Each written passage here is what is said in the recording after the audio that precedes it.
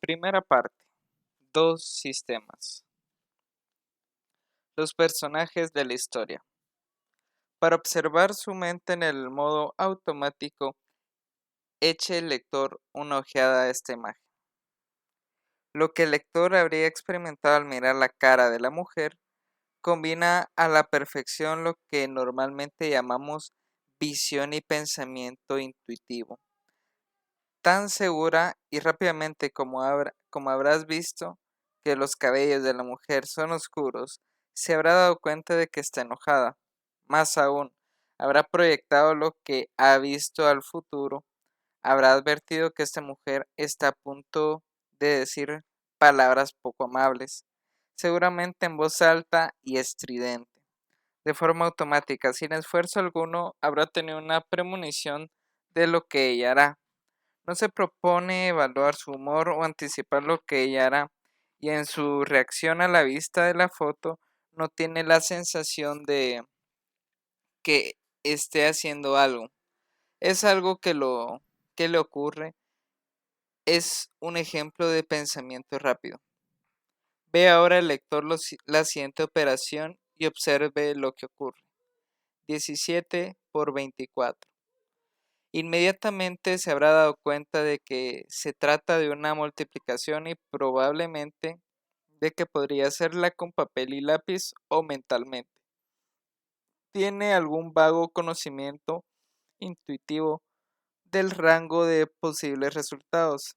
Nada le habría costado reconocer que, por ejemplo, 12.609 y 123 no son soluciones, pero no hubiera necesitado más tiempo para estar seguro de que la respuesta no es 568.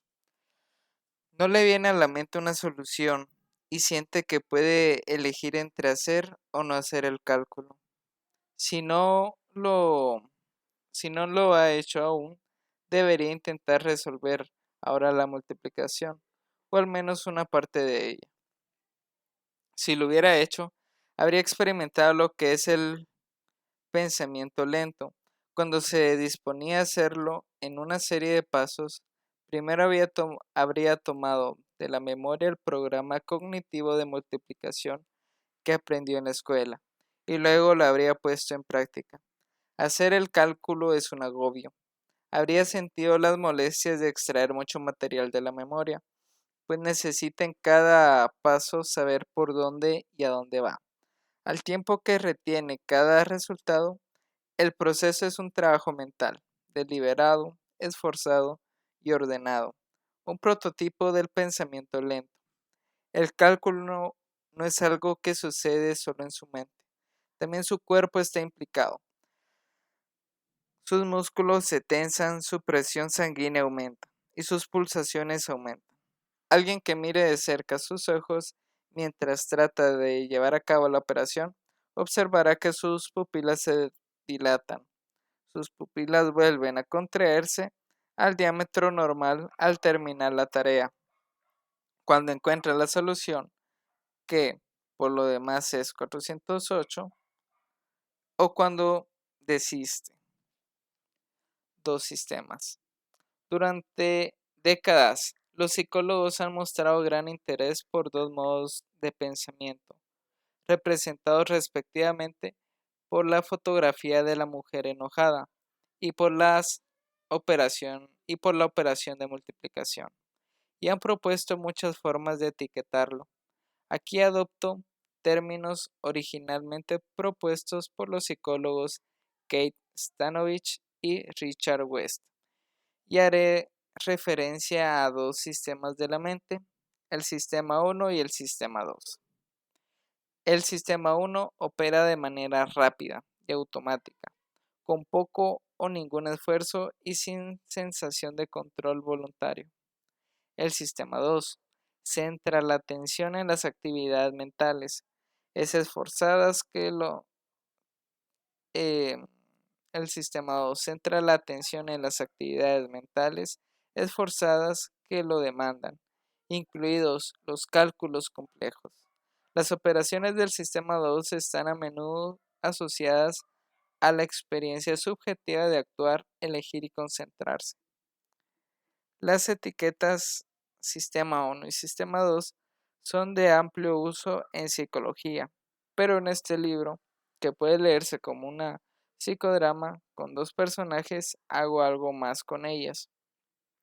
Cuando pensamos en nosotros mismos, nos identificamos con el Sistema 2, con el yo consciente racional que tiene creencias, hace elecciones y decide pensar y qué hacer.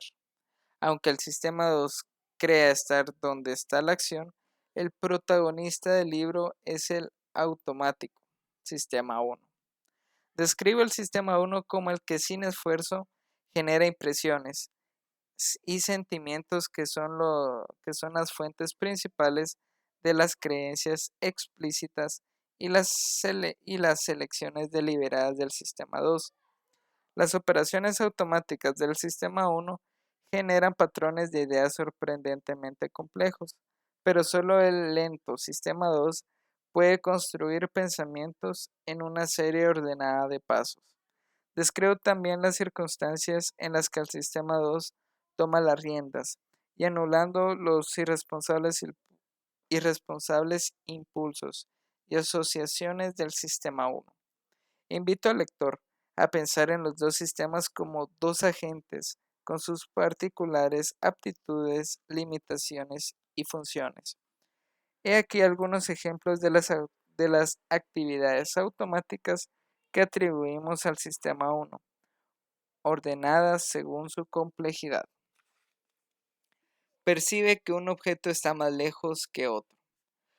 Nos orienta hacia la fuente de un sonido repentino.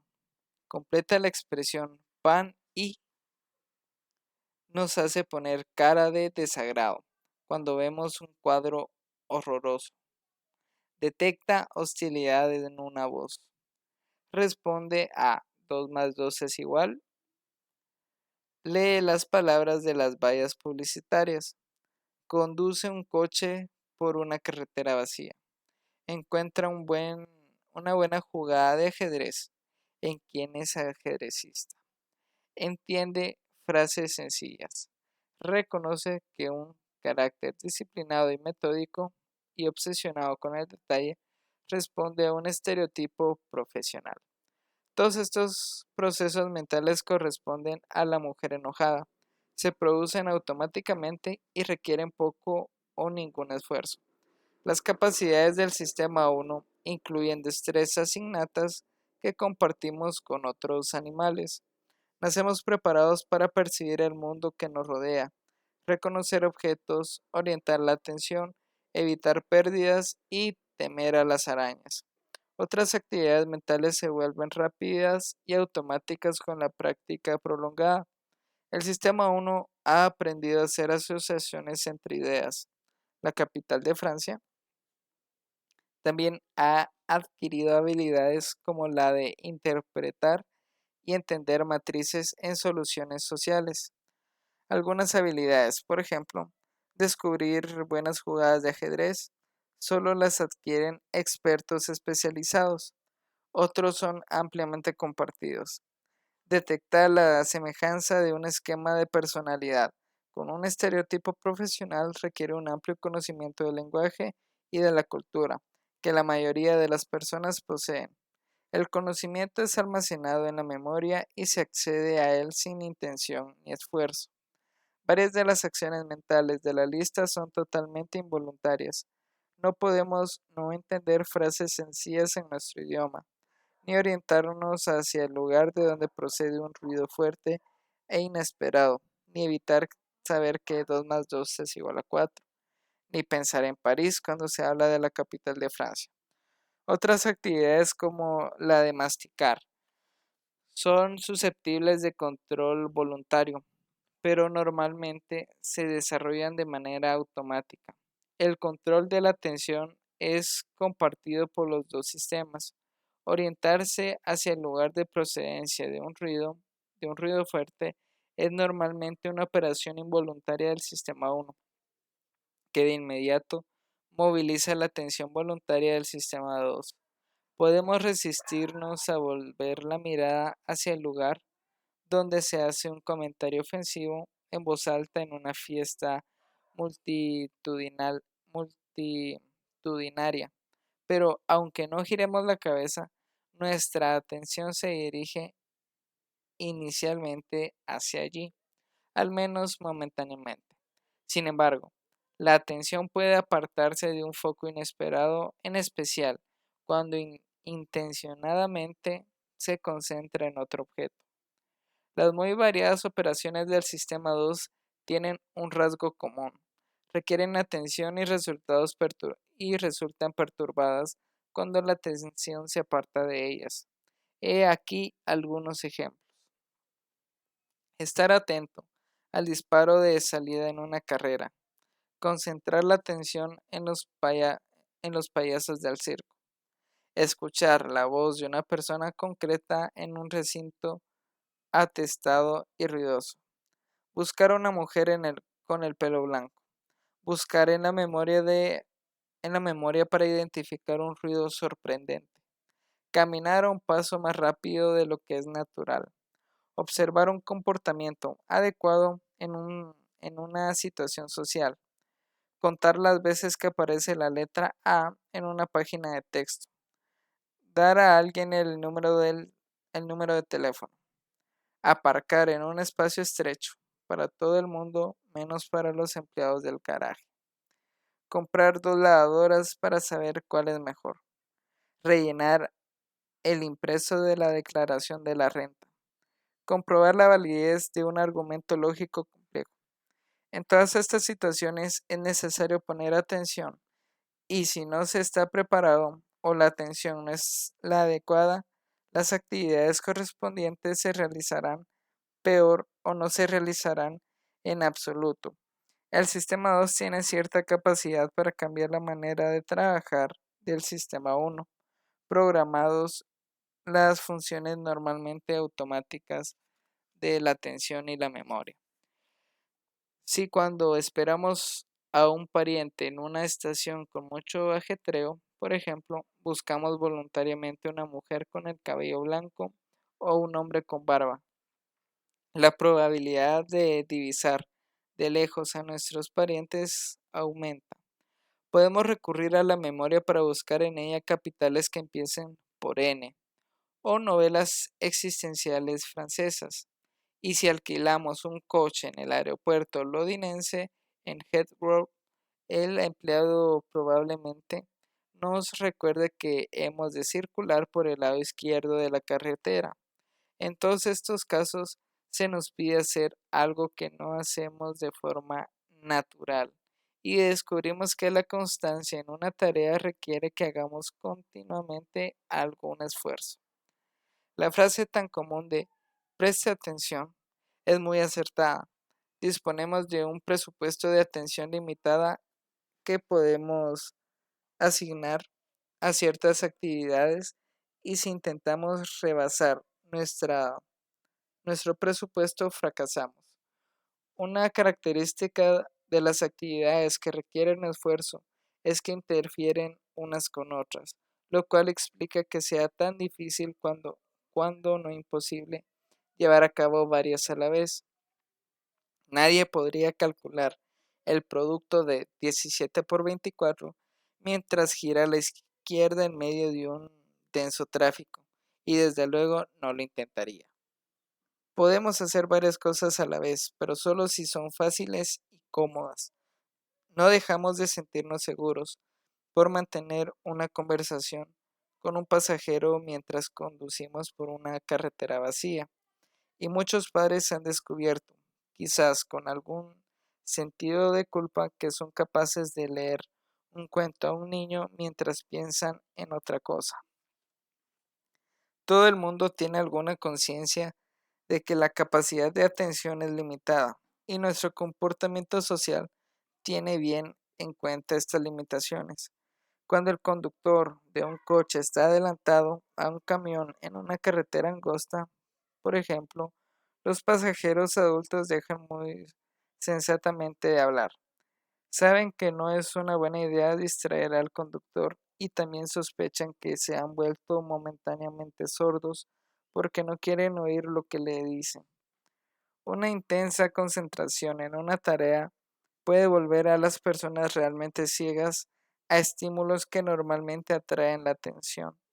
La demostración más espectacular de este hecho la ofrecieron Christopher Chabris y Daniel Simmons en su libro El gorila invisible. Ambos grabaron un breve video de dos equipos de baloncesto encestando la pelota, de los cuales uno vestía camisetas blancas y el otro negras. Se pidió a los espectadores del video que contaran el número de tantos obtenidos por el equipo blanco, ignorando a los jugadores de negro.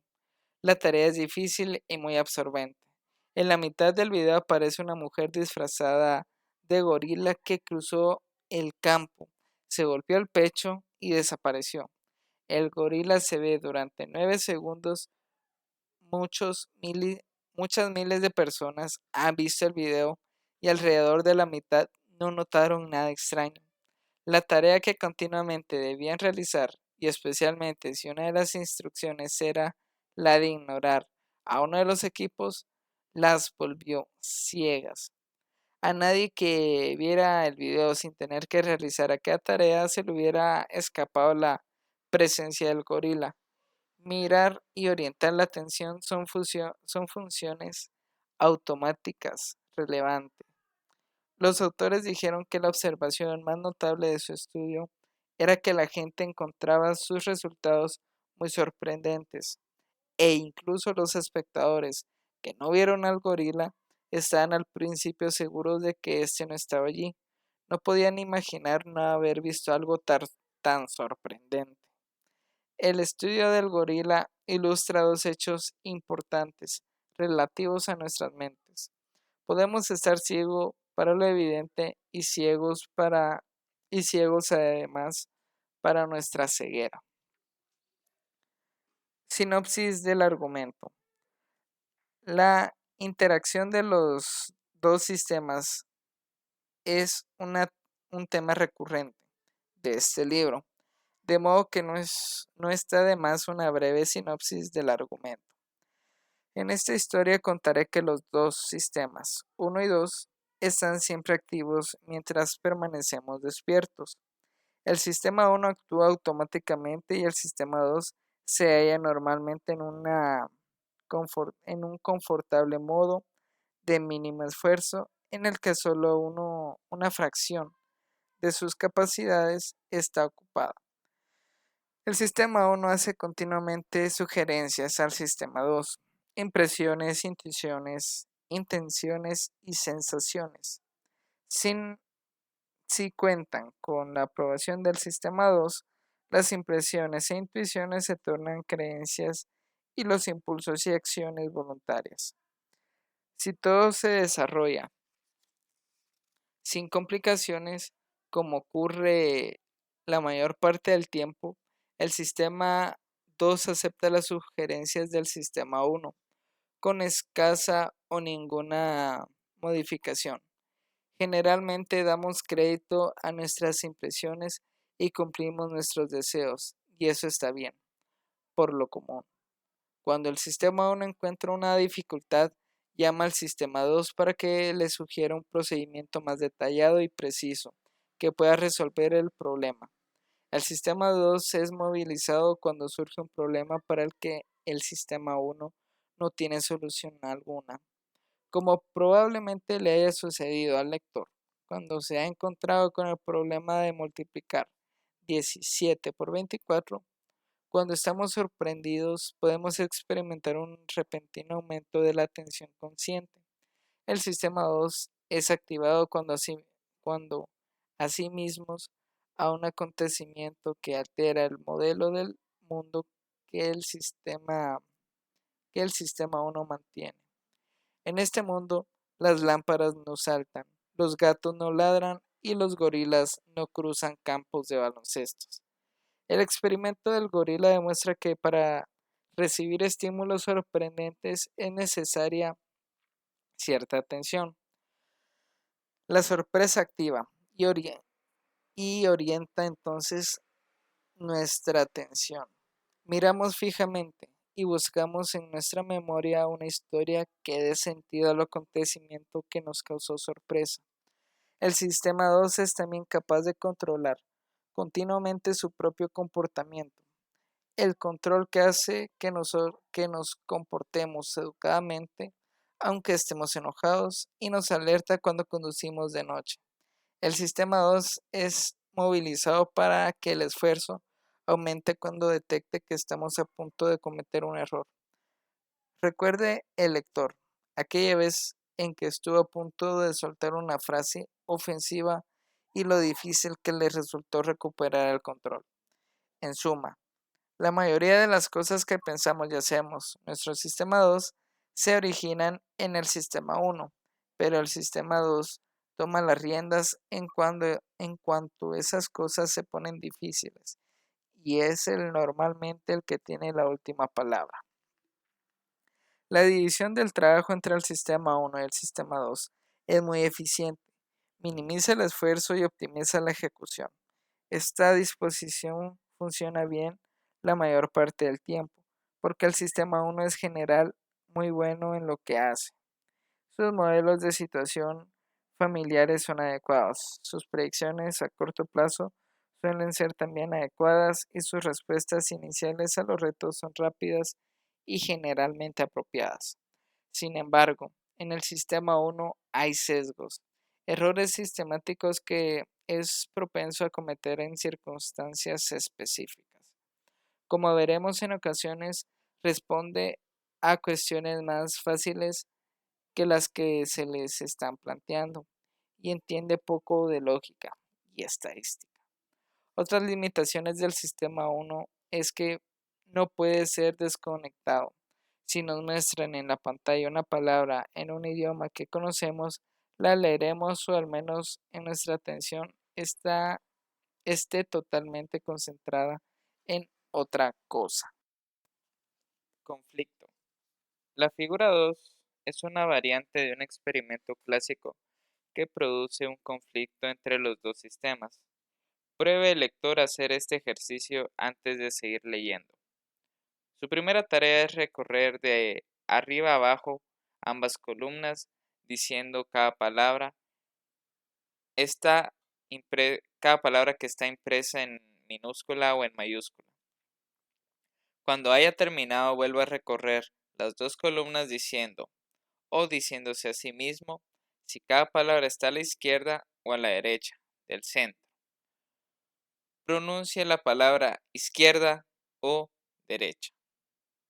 Primera columna, izquierda, izquierda, derecha, derecha, derecha, izquierda, izquierda, derecha. Segunda columna, mayúscula, minúscula, minúscula, mayúscula, mayúscula, minúscula, minúscula, mayúscula.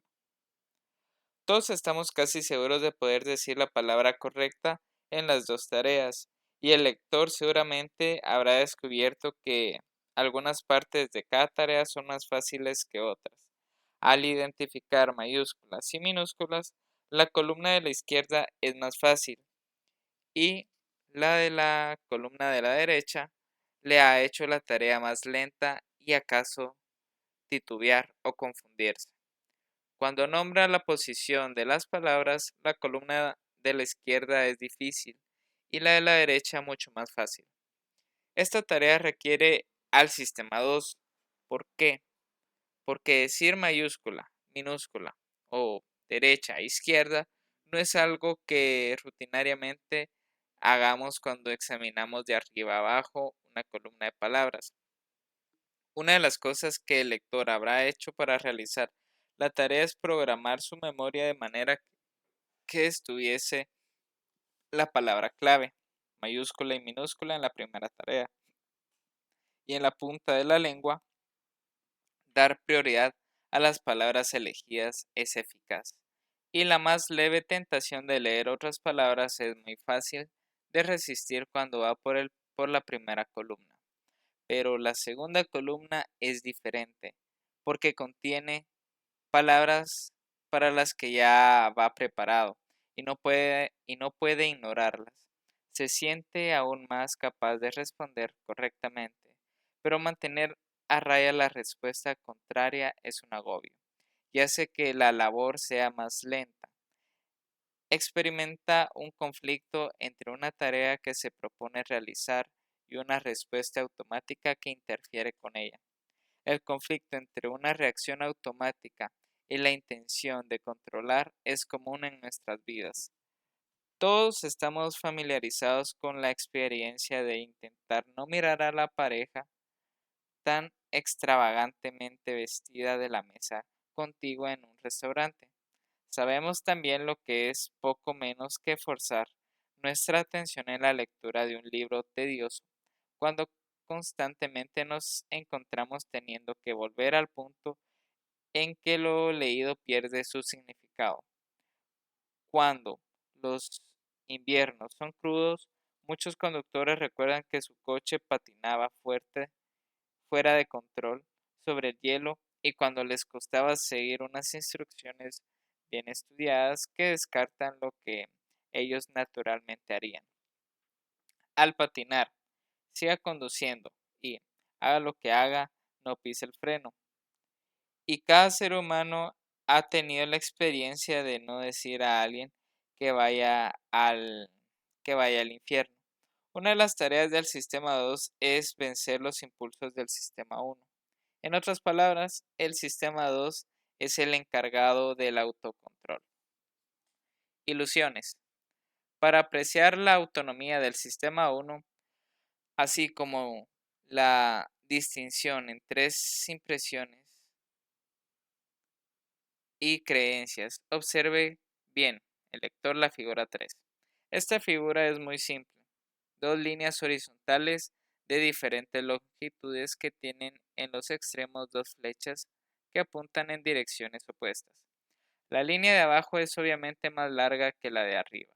Esto es lo que todos vemos y de forma natural creemos ver. Pero si el lector ya conocía esta imagen, sabrá que se trata de la famosa ilusión de Müller-Lyer. Como fácilmente podrá comprobar midiéndolas con una regla, ambas líneas horizontales tienen exactamente la misma longitud. Si no la conocía, ahora ha medido las líneas el lector.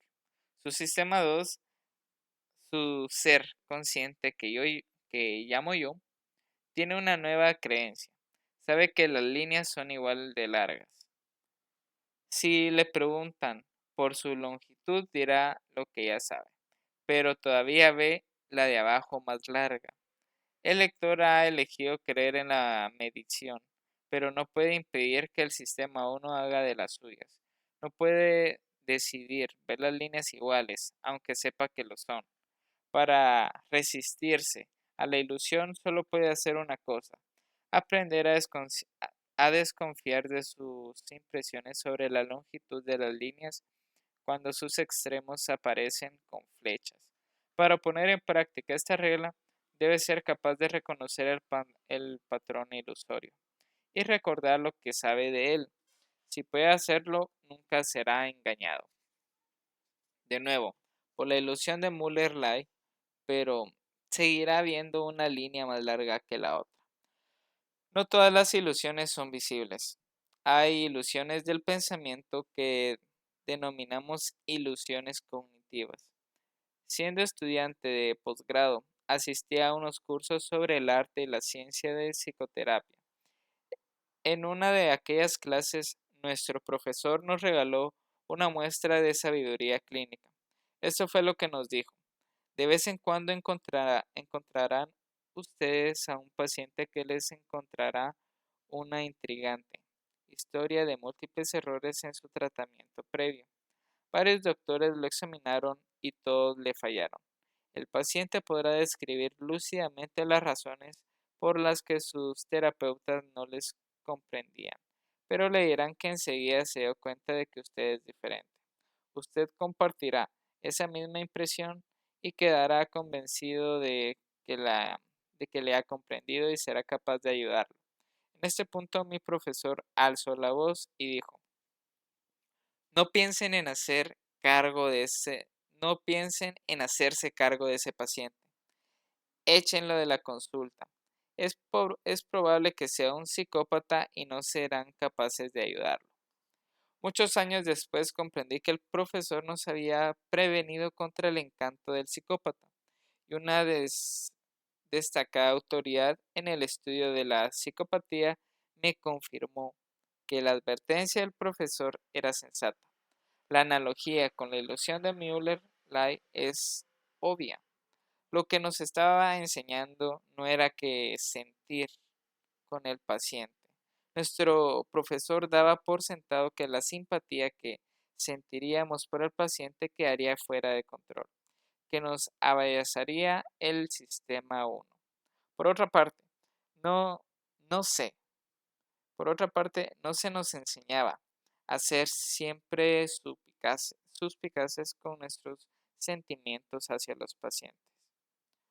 Se nos dijo que una fuerte atracción por un paciente con un largo historial de tratamientos fallidos es una señal de alerta, como las flechas de las líneas paralelas.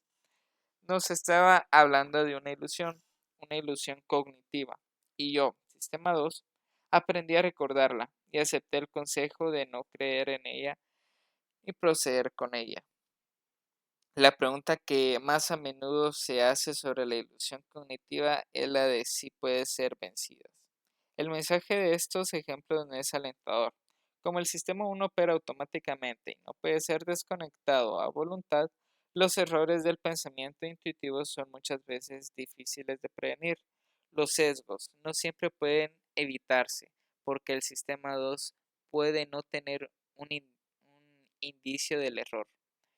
Cuando existen indicios de error probables, estos solo pueden prevenirse con un control reforzado y una actividad más intensa del sistema 2.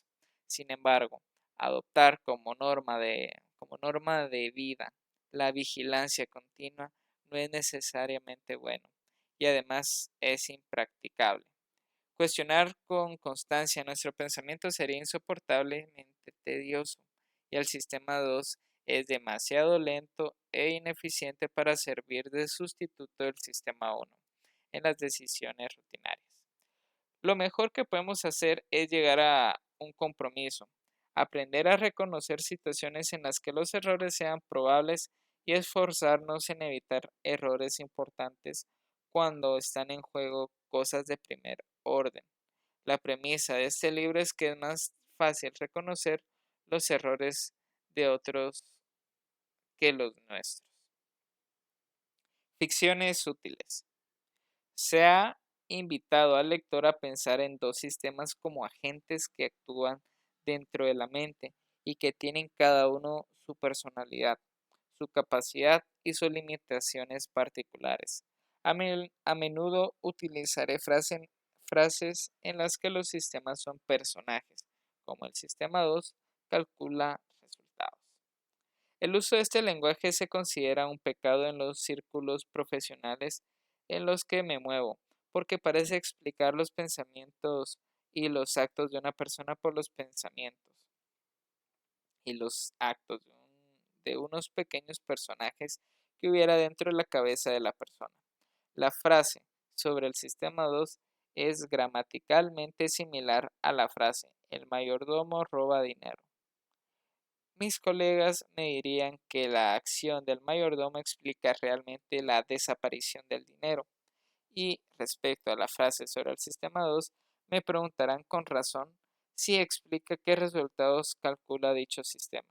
Mi respuesta es que esa breve oración activa que atribuye cálculos al sistema 2 y está pensando como una descripción, no como una explicación. Tiene pleno sentido de acuerdo con lo que ya sabemos sobre el sistema 2 y se resume en lo siguiente. La aritmética mental es una actividad voluntaria que requiere esfuerzo. No puede efectuarse cuando, no puede efectuarse cuando conduciendo giramos a la izquierda y viene asociada a una dilatación de las pupilas y a un incremento de las pulsaciones cardíacas. De igual manera, la frase conducir por una carretera en condiciones rutinarias es asunto del sistema 1. Significa que conducir un automóvil por una curva es algo automático que casi no requiere esfuerzo. Eso quiere decir que un conductor experimentado puede conducir en una carretera vacía mientras conversa.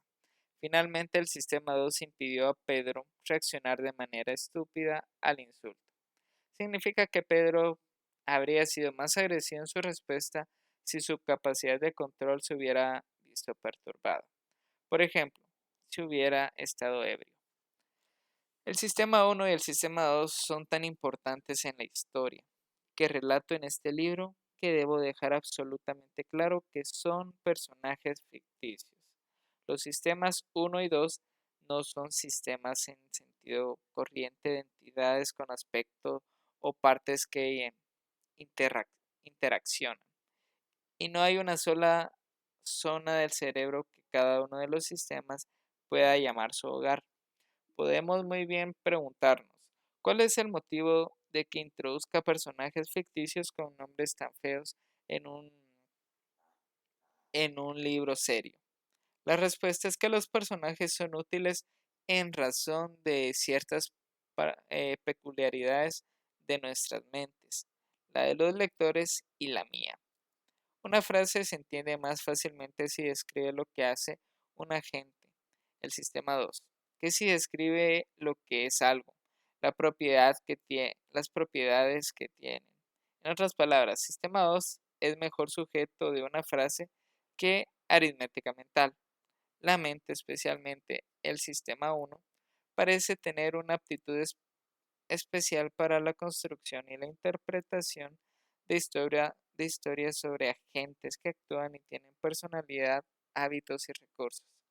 El lector se habrá formado enseguida una mala opinión del mayordomo ladrón, espere de él un mal comportamiento y lo recordará un buen rato. Eso es lo que espero que ocurra con el lector, con el lenguaje que utilizo para referirme a los sistemas. ¿Por qué llamarlos sistema 1 y 2 en vez de usar las denominaciones más descriptivas de sistema automático y sistema esforzado? La razón es sencilla. La expresión sistema automático es más larga que sistema 1 y por ende ocupa más espacio en la memoria operativa. Esto es importante porque algo que ocupa espacio en la memoria operativa reduce la capacidad de pensar. El lector debe tomar sistema 1 y sistema 2 como sobrenombres, como Bob y Joe, identificando, identificando con ellos a personajes que irá conociendo a lo largo de este libro. Estos sistemas ficticios hacen que me resulte más fácil pensar en juicios y elecciones y harán que le resulte más fácil al lector entender lo que digo. Hablando del sistema 1 y el sistema 2, tuvo una impresión, pero algunas de sus impresiones son ilusiones. Era una respuesta al sistema 1. Ella reaccionó al peligro antes de reconocerlo. Te lo dice tu sistema 1. Aminora y deja que el sistema 2 tome el control.